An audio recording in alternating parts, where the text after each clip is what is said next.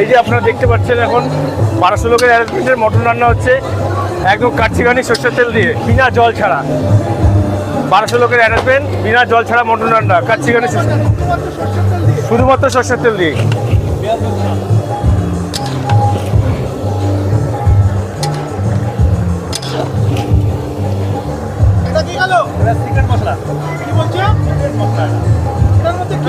এটার মধ্যে সিক্রেট মশলা আছে, এটা আমাদের স্পেশাল বানানো।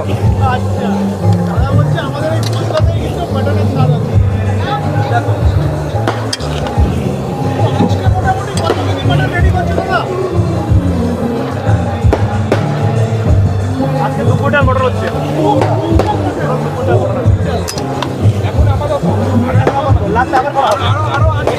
আরো আছে